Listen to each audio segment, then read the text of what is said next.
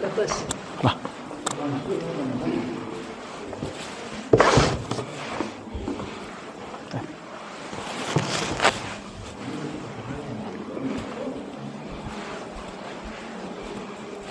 Tinggal kuat sekarang.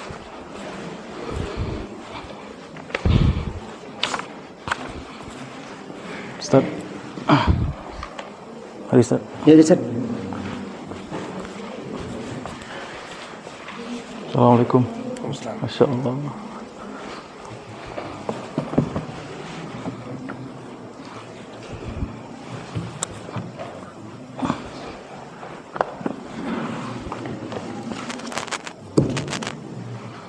Bismillahirrahmanirrahim. Assalamualaikum warahmatullahi wabarakatuh.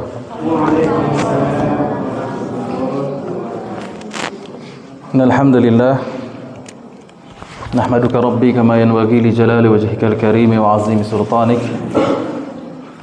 Allahumma salli wa sallim wa barik ala habibika wa rasulika wa 'abdika Muhammad wa ala alihi wa sahbihi wa man ihtada bihadihi wa sanna bi sunnatihi ila yaumiddin. Subhanaka la ilma lana illa ma 'allamtana innaka antal alimul hakim.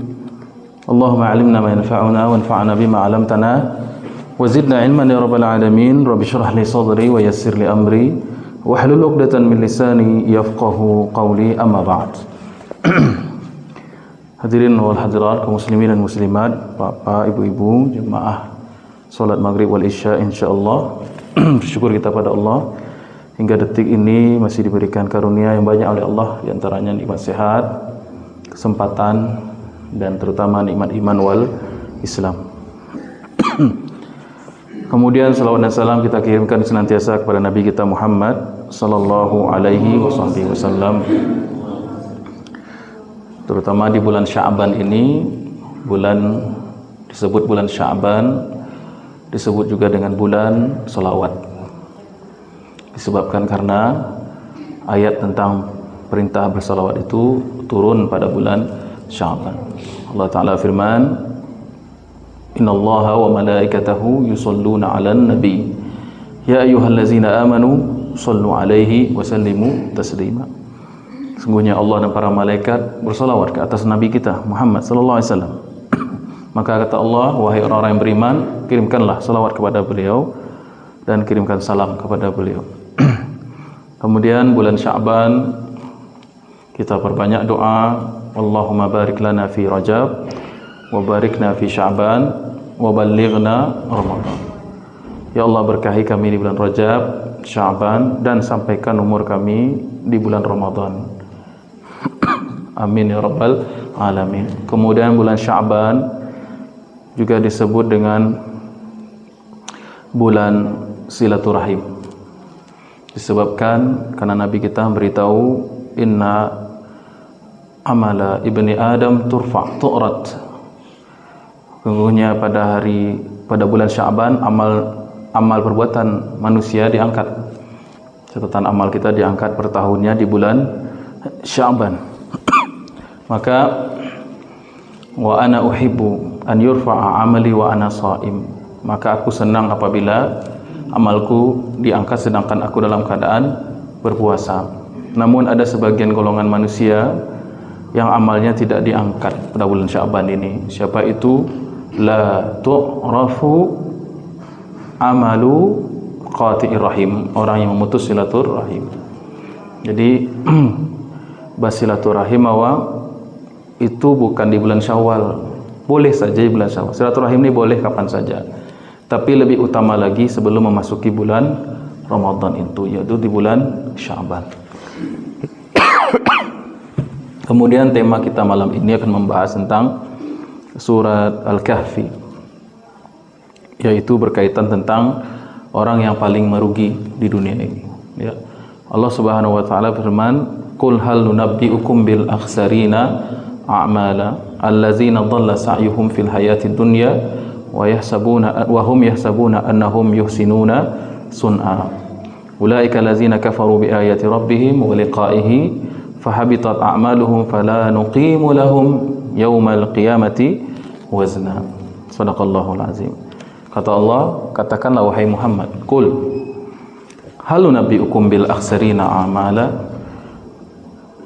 Boleh tidak aku akan sampaikan kepada kamu sekalian orang yang paling rugi amal perbuatannya. Siapa mereka? Yaitu allazina dhalla sa'yuhum fil hayatid dunya. Orang yang sia-sia usahanya di atas dunia ini. Siapa mereka? Wahum yahsabuna annahum yuhsinuna sun'a. Yaitu orang-orang yang menyangka bahwasanya mereka telah berbuat baik.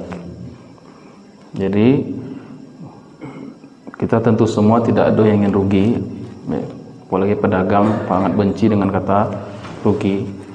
Kemudian yang disebut rugi itu orang yang apabila bekal atau modalnya itu tidak balik, tamakan bahkan. Sedangkan waktu habis, modal habis, pikiran habis, tenaga habis, tetapi tidak ada hasil. Itu yang disebut dengan rugi. Dan semua manusia yang berakal pasti menjauhi yang namanya kerugian, dan menjadi tabiat kita suka dengan keuntungan. Ada profit yang ingin didapatkan dari semua usaha. Dan Allah Subhanahu wa taala mengibaratkan dunia ini tempat berusaha. Namun pada hasilnya nanti di akhirat ada golongan yang beruntung, ada golongan yang buntung. Ada golongan yang menang, ada golongan yang kalah. Ada golongan yang meraih kesuksesan dan ada golongan yang mendapatkan kerugian.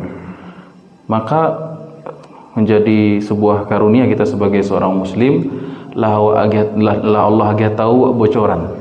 Siapa orang-orang yang kandidat rugi itu gitu.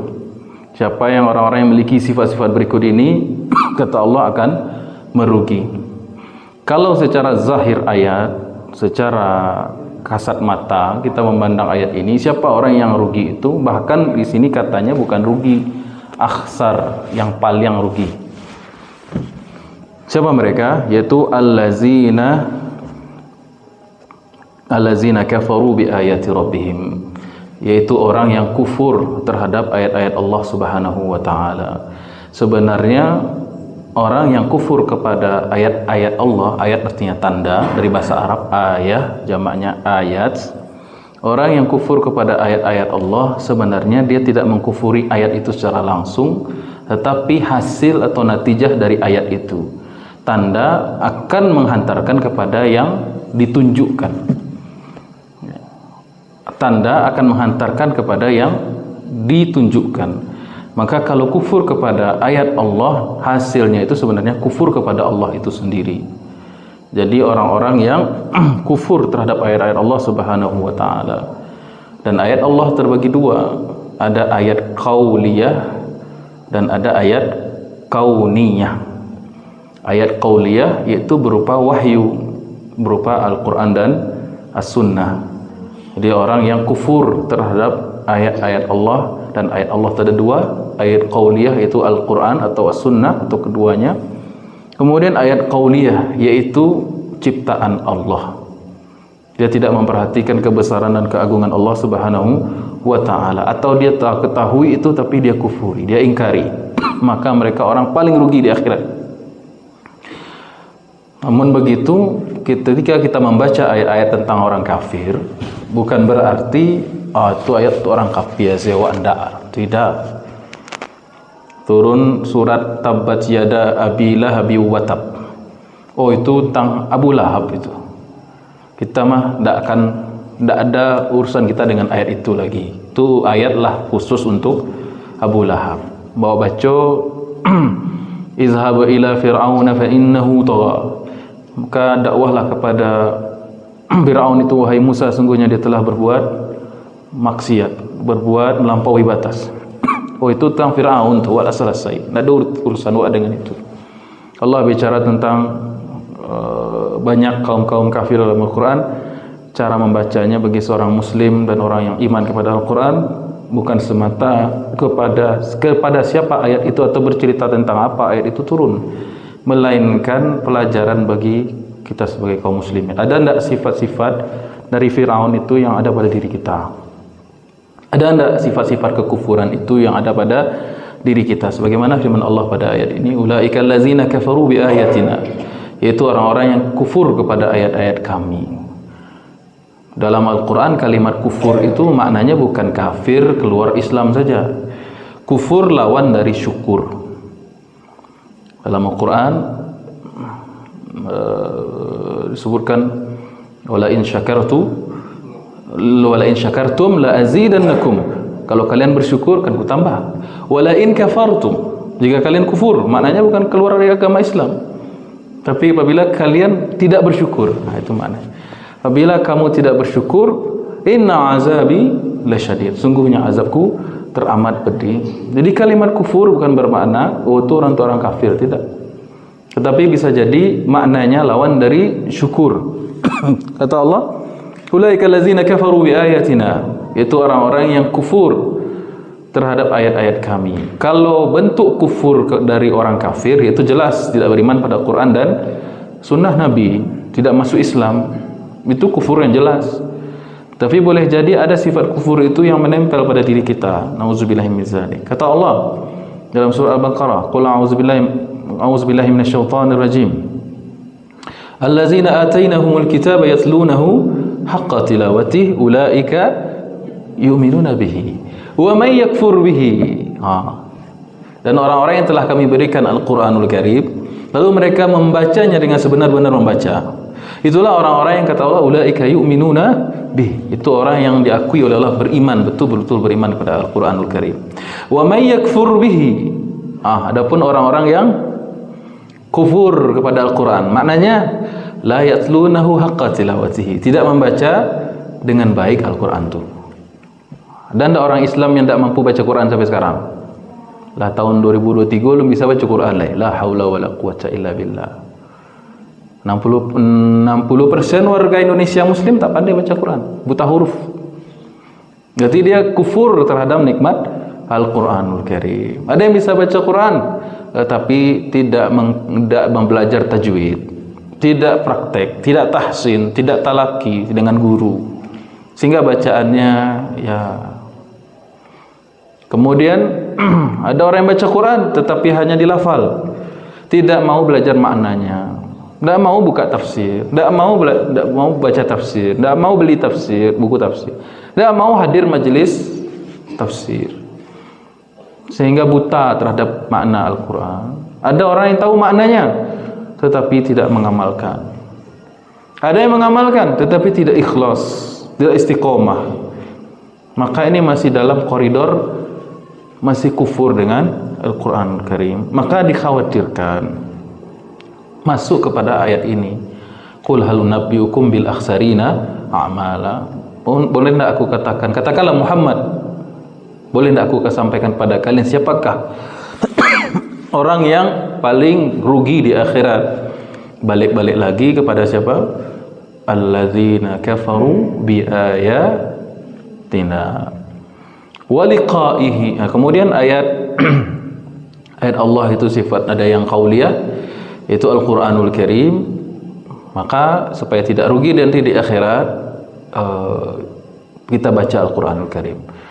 Hak Al-Quran pada kita ada 4, yaitu membacanya dengan benar, kemudian memahaminya, kemudian mengamalkannya, kemudian menyampaikannya, tabligh.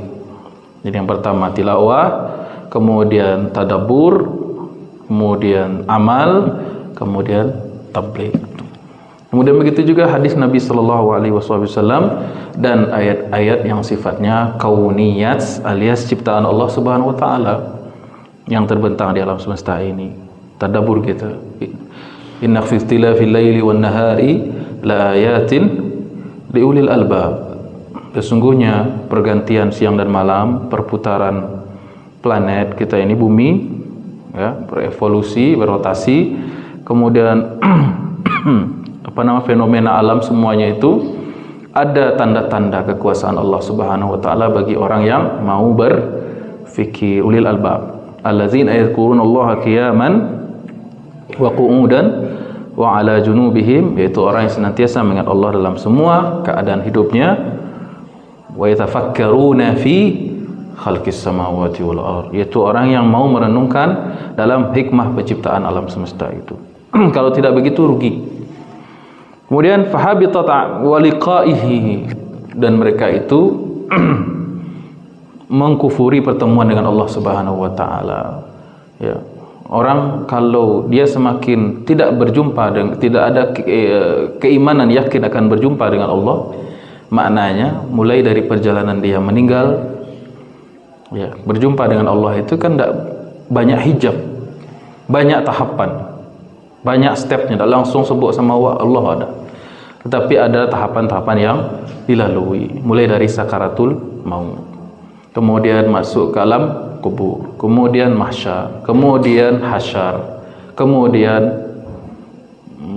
syafa'ah, kemudian mizan, kemudian kitab, kemudian hisab, kemudian kitab, kemudian sirat, barulah penentuannya apakah jannah atau nar.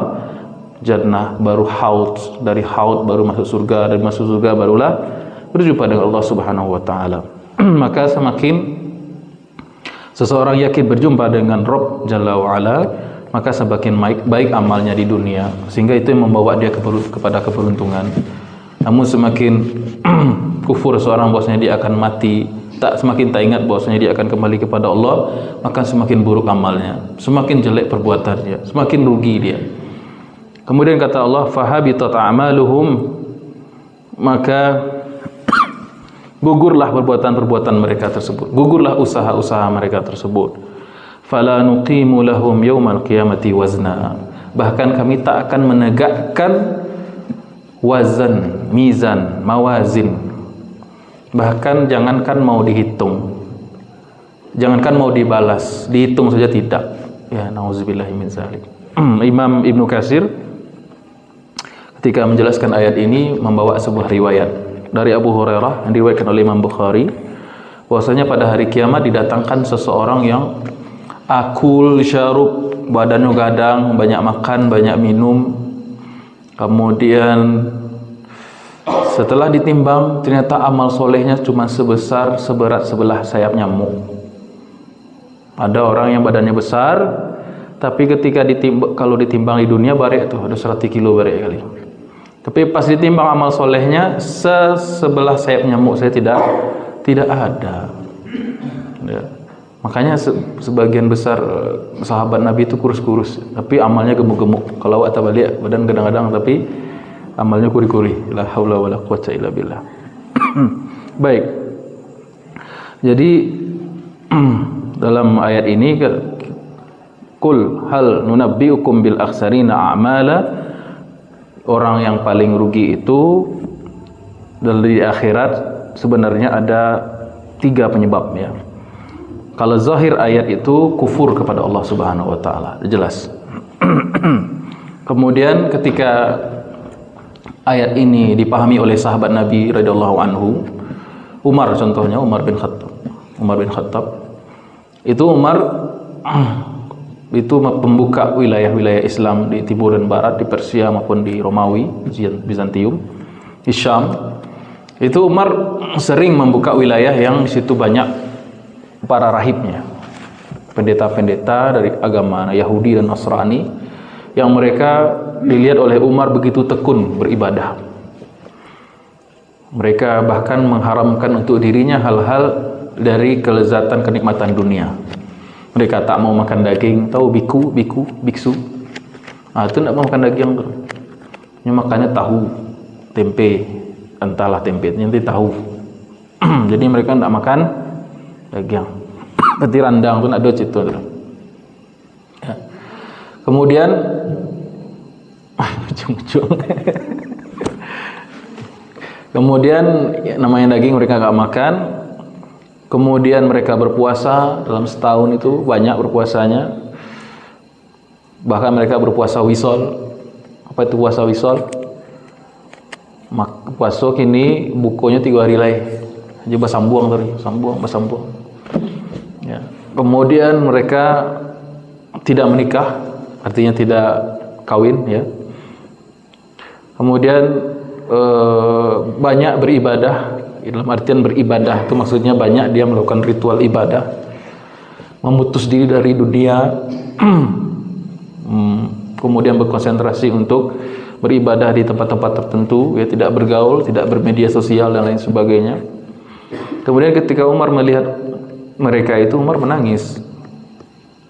Umar mengalirkan air mata. Ketika ditanya, "Wahai Umar, kenapa engkau menangis?"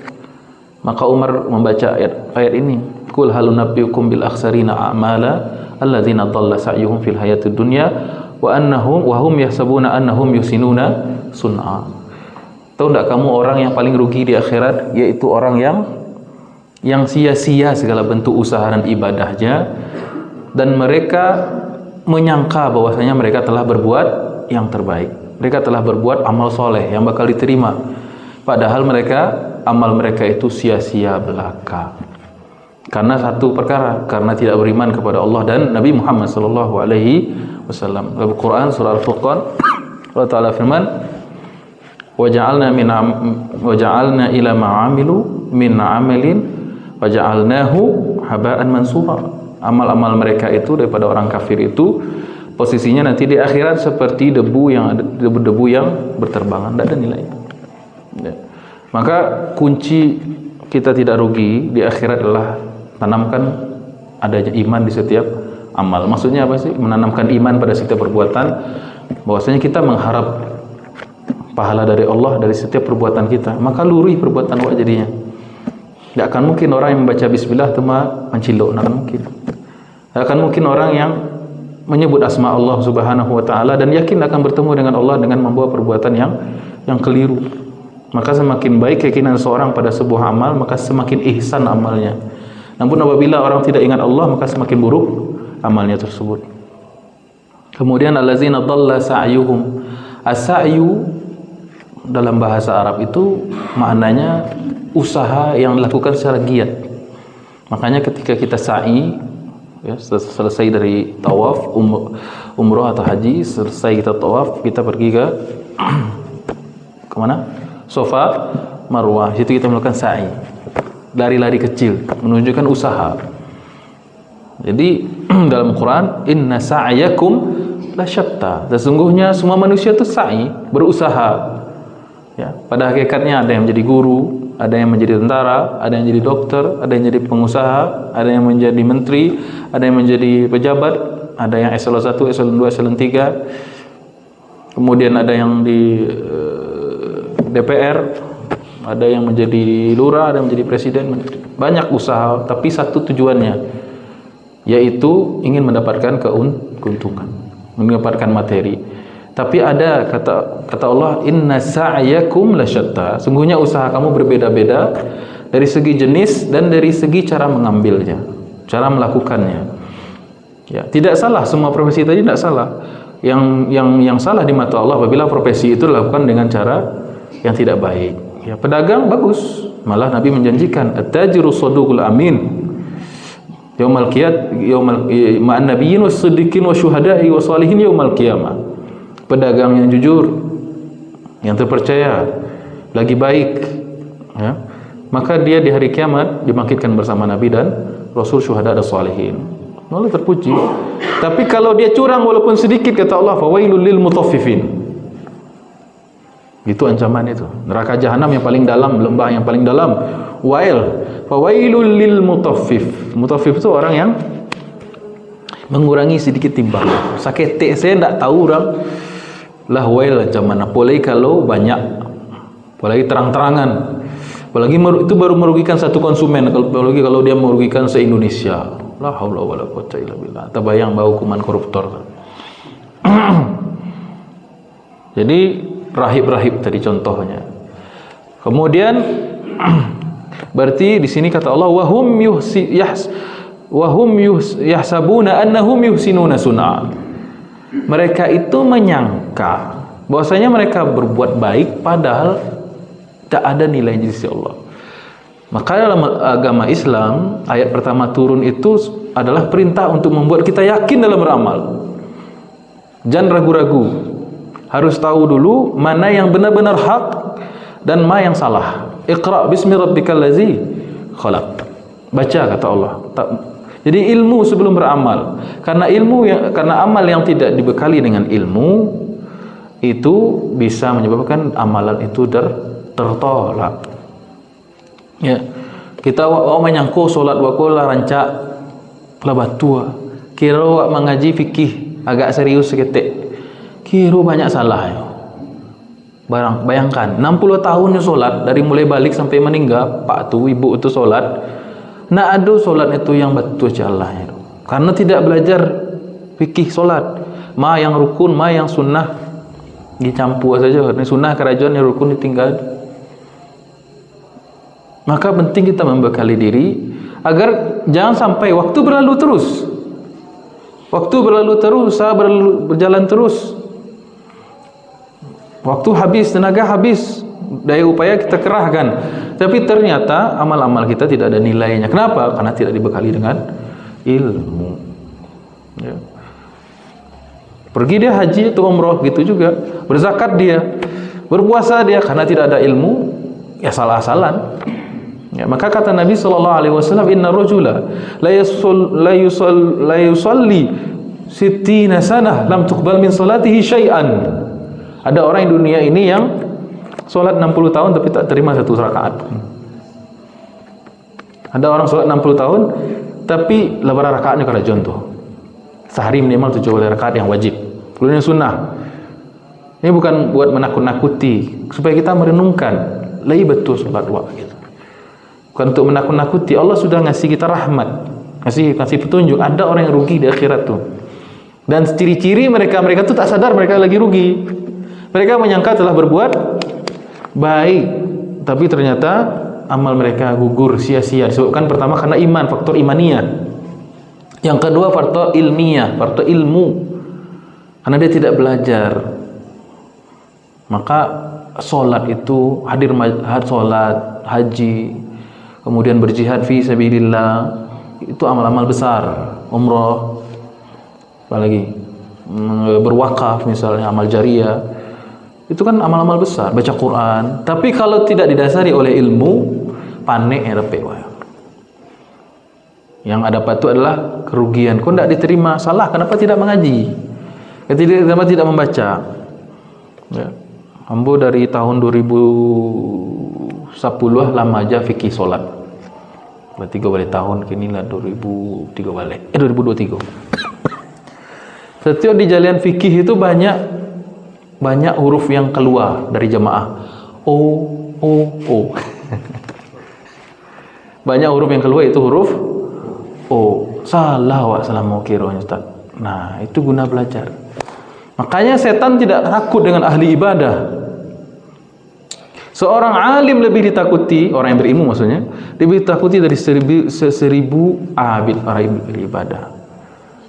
Jadi abid itu orang yang berilmu, tidurnya pun ada pahalanya gitu. Ya, karena dia niatnya banyak, ikutin sunnah, itu kan tidur qailulah misalnya.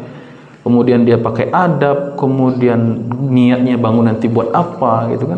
Jauh lebih bernilai dari 1000 rakaat orang-orang yang beribadah. Kenapa? Karena ilmu. Jadi orang yang paling rugi nanti di akhirat itu orang yang secara akidah bermasalah, yang kemudian keyakinannya salah, kemudian tidak dibekali oleh ilmu. Kemudian orang yang hatinya rusak, hatinya berpenyakit, ya.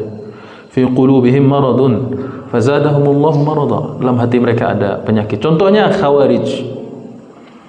Mereka berilmu, mereka hafal Quran. Kata Nabi, kalau kalian lihat Quran mereka, kalian akan minder. Kalau kamu melihat solat mereka, kalian akan minder dengan solat mereka. Kalau kalian lihat puasa mereka, kalian akan minder dengan puasa kalian. Kalau kalian melihat mereka, amalan mereka khawarij, kalian akan minder. Lalu kenapa mereka tersesat? Karena mereka berpenyakit. Mereka tidak memahami agama ini secara utuh, sehingga mudah mengkafirkan orang yang tidak sepaham. Siapa dari 4 khalifah itu yang meninggalnya baik, yang maksudnya meninggalnya bukan karena dibunuh, cuma satu gitu. Yaitu Abu Bakar Siddiq. Sakit biasa. Tapi 3-nya ini korban khawarij nih. Umar bin Khattab, khawarij yang bunuh dong. Kemudian Utsman bin Affan, khawarij. Kalau Umar bin Khattab dibunuh ketika habis sholat subuh. Karena di zaman itu tidak ada pengawal. Makanya pengawal itu baru muncul setelah Khulafaur Rasyidin. ya, pas pampres, apalagi pas pampres baru patang.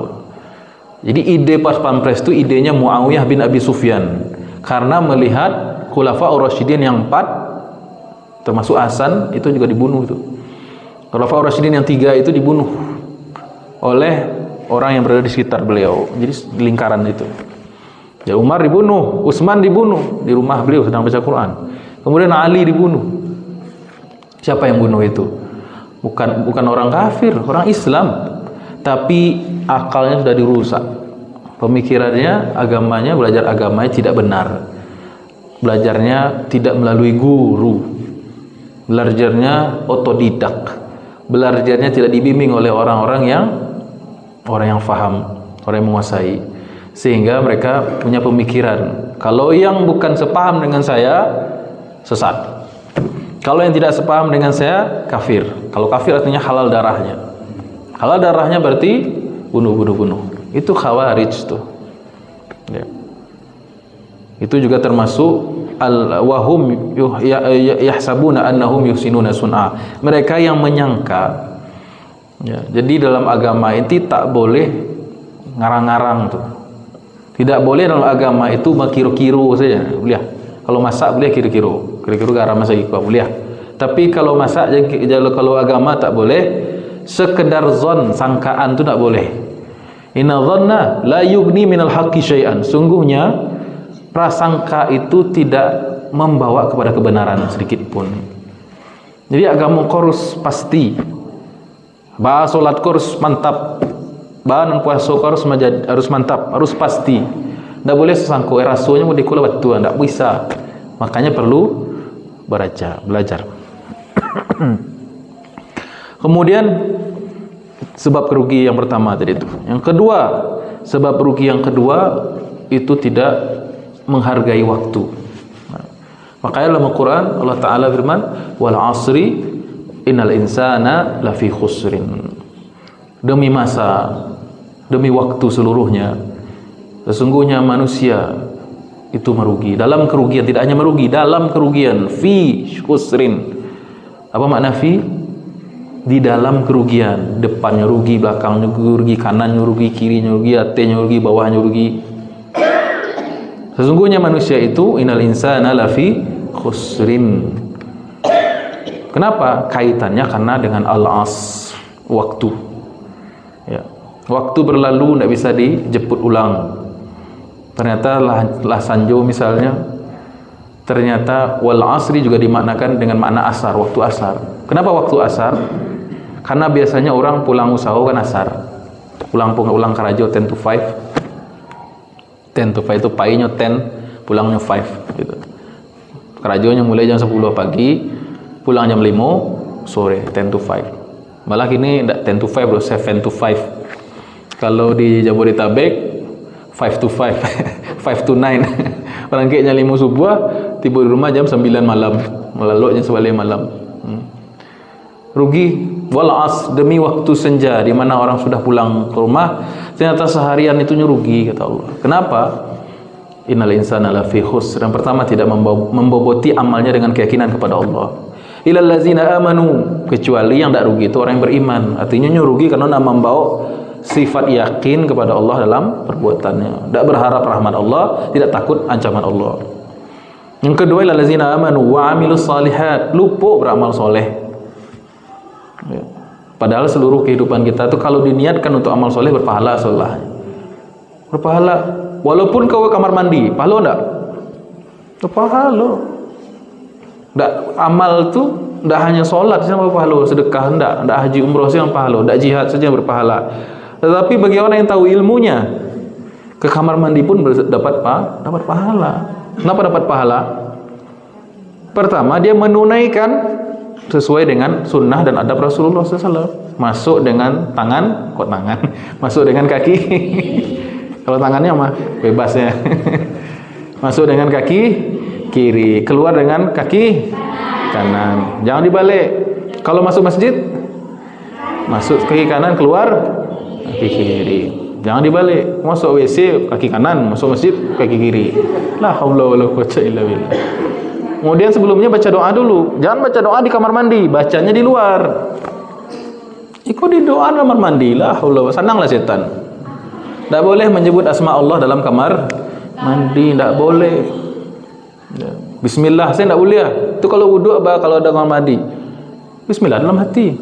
Tak boleh dilafalkan. Ya. Jadi Allahumma inni a'udzubika minal khubuthi wal khaba'ith. Ya, hafal semua. Ya Allah, lindungilah aku dari jin atau setan.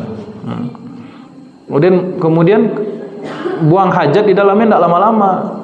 Kemudian keluar dengan kaki kiri, kaki kanan. Baca doa, alhamdulillahillazi.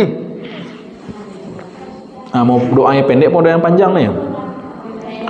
Doa yang pendek gufronaka lah, selesai. Biasanya doa pendek gue favorit. Ada doanya yang panjang bagus. Alhamdulillahillazi azhaba anni al-aza wa afani. Dah panjang benar. Segala puji bagi Allah, saya bersyukur pada Allah yang telah membuang daripadaku al-aza. Apa itu al-aza? Al-aza itu gangguan. Ya, kotoran tidak disebut kotoran. Alhamdulillah Allah yang telah membuang dariku gangguan. Ya, al-aza. Karena kotoran itu kalau tersimpan taruh itu penyakit yang ada. Malah. Jadi bersyukur wak bisa, mohon maaf, buang air kecil, buang angin, buang air besar itu bersyukur gitu. Orang kalau ada penyakit usus dioperasi, air ditunggunya pertama kali. Buang angin. Sudah kantunya itu apa lapui oleh. Alhamdulillah. Maha kiranya untuk kantui kiranya. Sampai lo dokter spesialis yang nangani. Dokter tuh bakal mau kuliah itu. Dah mau 5 tahun tu dah. Maha kira kantui ke boya. 3 hari nak buang air kadang rasanya susah kita. Makanya kalau amal buang air saja bisa dapat pahala gitu kan. Jadi setiap itu ada ilmunya. Kalau kita ilmui maka seluruhnya nggak akan rugi kita.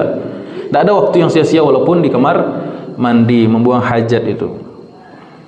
Ya. Jadi kerugian yang kedua disebabkan karena tidak memperhatikan nikmat terbesar dari hidup, yaitu waktu. Berlalu waktu tapi tidak digunakan untuk sebaik-baiknya. Kemudian yang ketiga, disebabkan kerugian itu dikarenakan tidak memahami keabsahan ibadah, fikih tadi sudah disinggung sedikit. Kemudian tidak mengetahui perusak amal. Jadi sebagai muslim wak tidak hanya menumpuk amal, tapi mengetahui hal-hal yang bisa merusak amal. Dan itu yang lebih waspadai dulu sebelum memperbanyak air masuk ke kamar mandi. Kalau bocor kira-kira jangan terus diisi kalau mau bocor, tapi tombal dulu bocornya baru diisi. Nah, kalau ban bocor diisi taruh anginnya, enggak, pasti ditambal dulu ya. Maka diantara yang merusak amal yang pertama adalah hasad. Orang yang dengki, iri. SMS susah melihat orang senang, senang melihat orang susah. Ganti dengan SMS yang lain. Senang melihat orang senang, susah melihat orang susah. Jadi SMS ganti dengan SMS yang baru ya, jangan SMS yang lama. Apa kata Nabi kita? Innal hasada la ta'kul al-hasanat kama ta'kulu an-naru al-hatab. Sesungguhnya penyakit hati dengki itu, iri itu bisa membakar amal saleh pahala kita sebagaimana api membakar kayu. Furniture, kursi tamu kan rancak tuh, apalagi dari kayu jati tuh, mahal harga ya. Saset tuh 2 juta. Kini lah 5 juta. Apa gunanya kursi? Bisa buat estetika, bisa didudukan, bisa istirahat. Tapi kalau tabaka sama lasebo sama api pun terjadi. Nah, ada gunanya. Kita amal kita udah bagus nih, hajinya mantap, umrohnya mantap, sholatnya khusyuk, tapi hatinya busuk. Walhasil habis semua. Ya, banyak sih kiri ikan yang itu kalau mencari orang sanam. Nah, itu tanda-tanda itu orang yang rugi nanti di akhirat. Yang kedua, Orang yang memakan makanan haram, itu yang merusak amal tuh.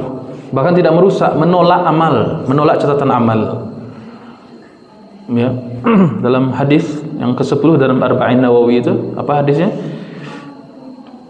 Zakara rajul yutilu safar, ada seorang laki-laki yang berjalan jauh. Asy'asa wa akbar, berjalan jauh untuk pergi haji nih. Tadi mengatakan berjihad fisabilillah, sampai rambutnya aut-autan, bajunya berdebu. Yamuddu yadahu ila sama, lalu dia mengangkat tangan ke langit, yaqulu rabbi rabbi, berdoa. Hibuk saja, perjalanannya jauh, angkat tangan ke langit, menyebut nama Allah. Tapi apa kata Nabi? Mat'amuhu haram, makannya haram. Malbasuhu haram, pakaiannya haram, jilbabnya haram, bajunya haram. Kemudian apalagi? Masyrabuhu haram, minumannya haram. Wa ghuziya bil haram, apa yang pakai sehari-hari, konsumsi sehari-hari untuk kepentingannya hari-hari itu haram. Listriknya haram, wifi-nya haram, kuota internetnya haram, mencilok kuota kawan. Jadi yang haram itu bukan hanya makanan, termasuk apa yang bukan hanya makanan minum, tapi apa yang kita konsumsi, listrik, pulsa, bensin kawan, salang motor deh. Tapi habis nyo pakai, nyo pinjam panuah, di pulangannya lah hilang sih bensin tuh. Tapi pinjam, tu nak pinjam nama. Kalau pinjam itu dibalikan. Kecuali ada sepakatan. Ya. Kemudian termasuk hubungan, udah hubungan yang haram. Jadi yang haram tu nak babi saja, pacar tu haram tu. Nah, aku udah mengaji sama anak muda. Nyambung gitu ya. Jadi mulai kenapa Allah SWT mengatakan innal hurrimat alaikumul maitatu wal damu wal lahmal khinzir, diharamkan bagimu bangkai, darah dan daging babi. Kenapa yang haram zatnya itu bentuknya jelek semua? Agar kita mengetahui yang haram yang sifatnya maknawi itu sejelek itu. Makanya orang yang bergibah, kata Allah SWT, la tuhibbu an ta'kula lahma akhi maitan fakarihtumu. Orang yang bergibah itu, kata Allah, apakah kamu suka makan daging saudaramu? Pastilah kamu membencinya. Yang terbayang oleh kita kalau kita transaksi ribawi, sama kayak kita makan babi itu, sama kayak kita makan bangkai itu, WA-WAan sama yang bukan mahram, nah, sama kayak makan daging babi itu. Apalagi kuliahnya kuliah agama, la haula wala quwata illa billah. Kalau anak teknik, anak umum ya biasalah. Ini kadang jurusannya agama, jurusannya ilmu Quran dan tafsir, jurusannya syariah, ini melanggar syariah. Jurusannya Quran, tapi perbuatannya bertentangan dengan Quran Karim. Kalau saya paling kesal dengan mahasiswa saya tuh, mahasiswi hafal Quran tapi suka K-pop. La haula.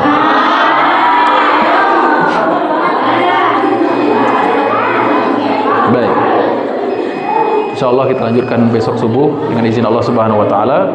Mudah-mudahan yang sedikit bermanfaat lah ibu anak-anak. Subhanakallahumma rabbana bihamdika asyhadu an la ilaha illa anta astaghfiruka wa atubu ilaik. Assalamualaikum warahmatullahi wabarakatuh.